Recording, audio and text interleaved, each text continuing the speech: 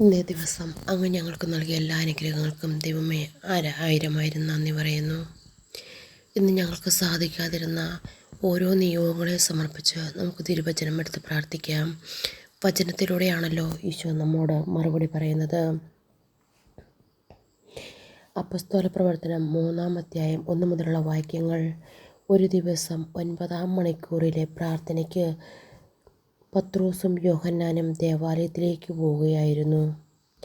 ജന്മനാ മുടന്തനായ ഒരാളെ എടുത്തുകൊണ്ട് ചിലർ അവിടെയെത്തി. ദേവാലയത്തിൽ പ്രവേശിക്കുന്നവരോട് ഭിക്ഷയാചിക്കാനായി സുന്ദര കവാടം എന്ന് വിളിക്കപ്പെടുന്ന ദേവാലയവാതിൽക്കൽ അവനെ കിടത്തുക പതിവായിരുന്നു. പത്രോസും യോഹന്നാനും ദേവാലയത്തിലേക്ക് പ്രവേശിക്കുന്നത് കണ്ട് അവൻ അവരോട് ഭിക്ഷയാചിച്ചു. പത്രോസ് യോഹന്നാനോടൊപ്പം അവനെ സൂക്ഷിച്ചു നോക്കിക്കൊണ്ട് പറഞ്ഞു, ഞങ്ങളുടെ നേരെ നോക്കുക. അവരുടെ പക്കൽ നിന്ന് എന്തെങ്കിലും കിട്ടുമെന്ന് പ്രതീക്ഷിച്ച് അവൻ അവരെ നോക്കി. പത്രോസ് പറഞ്ഞു, വെള്ളിയോ സ്വർണമോ എൻ്റെ കയ്യിലില്ല. എനിക്കുള്ളത് ഞാൻ നിനക്ക് തരുന്നു. നസറേയനായ യേശുക്രിസ്തുവിൻ്റെ നാമത്തിൽ എഴുന്നേറ്റ് നടക്കുക. പത്രോസ് വലതു കൈയിൽ പിടിച്ച് അവനെ എഴുന്നേൽപ്പിച്ചു. ഉടൻ തന്നെ അവൻ്റെ പാദങ്ങളും കണങ്കാലുകളും ബലം പ്രാപിച്ചു. അവൻ ചാടി എഴുന്നേറ്റ് കുതിച്ചു ചാടുകയും ദൈവത്തെ സ്തുതിച്ചും കൊണ്ട് അവൻ അവരോടൊപ്പം ദേവാലയത്തിൽ പ്രവേശിച്ചു. അവൻ നടക്കുന്നതും ദൈവത്തെ സ്തുതിക്കുന്നതും ജനമെല്ലാം കണ്ടു. ദേവാലയത്തിൻ്റെ സുന്ദര കവാടത്തിങ്കൽ ഭിക്ഷയാചിച്ചിരുന്ന അവനാണ് എന്ന് മനസ്സിലാക്കി.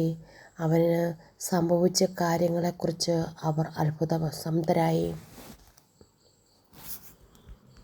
കാരുണ്യവാനായ ദൈവമേ, മുടന്തന് സൗഖ്യം നൽകി അങ്ങ് ശിഷ്യന്മാരെ ഭാരമേൽപ്പിച്ച ആ അനുഗ്രഹം, നിൻ്റെ കൃപ അവർക്ക് നൽകിയതുപോലെ ഞങ്ങൾക്കും മാമോദീസായിലൂടെ നൽകിയിട്ടുണ്ടെന്ന് ഞങ്ങൾ പൂർണ്ണമായി വിശ്വസിക്കുന്നു. അങ്ങയുടെ ശിഷ്യന്മാർ ചെയ്തതുപോലെ വിശ്വാസത്തോടുകൂടി പ്രവർത്തിക്കുവാനും പ്രാർത്ഥിക്കുവാനുമുള്ള കൃപ ഞങ്ങൾക്ക് നൽകി അനുഗ്രഹിക്കണമേ. അങ്ങയുടെ ദൂതന്മാരെ അയച്ച് പിതാവേ, മുടന്തന് നടക്കുവാനുള്ള ബലം നൽകിയതുപോലെ ഞങ്ങളുടെ കണ്ണുകൾക്ക് കാഴ്ചയും മനസ്സിന് ബലവും ധൈര്യവും പ്രാർത്ഥിക്കുവാനുള്ള കൃപയും സാമ്പത്തിക മേഖലയിലുള്ള അനുഗ്രഹവും വിശ്വാസ ജീവിതവും വർദ്ധിപ്പിക്കണമേ. സ്നേഹപിതാവായ ദൈവമേ, എന്നിലെ കുറവുകൾ എന്നെക്കാളും അധികം അറിയുന്ന പിതാവേ, ഞങ്ങളുടെ കാര്യത്തിൽ അങ്ങ് ഇടപെടണമേ. ഞങ്ങളുടെ സ്വർഗീയ അപ്പച്ച, തളർവാദ രോഗിയെ സുഖപ്പെടുത്തിയതും മുടന്തന് നടക്കുവാനുള്ള കാലുകൾക്ക് ബലം നൽകിയതുപോലെയും അന്ധന് കാഴ്ച നൽകിയും ചെകിടന് കേൾവി നൽകിയും അനേകം ആൾക്കാരുടെ മുമ്പിൽ വെച്ച്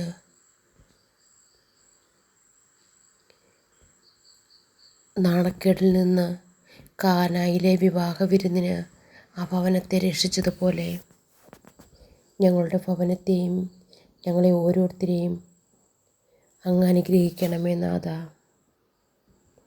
തൻ്റെ മക്കൾ മറ്റുള്ളവരുടെ മുമ്പിൽ നാണം കെടുവാൻ അങ്ങ് ഒരിക്കലും ആഗ്രഹിക്കുന്നില്ല. പിതാവേ, ഞങ്ങളുടെ നിയോഗങ്ങളെ ആഗ്രഹങ്ങളെ അങ്ങയുടെ സന്നിധിയിലേക്ക് സമർപ്പിക്കുന്നു. നാളെ ഒരു അത്ഭുതം കാണുവാൻ ഞങ്ങളെയും ഇടയാക്കണമേ. ആമേൻ.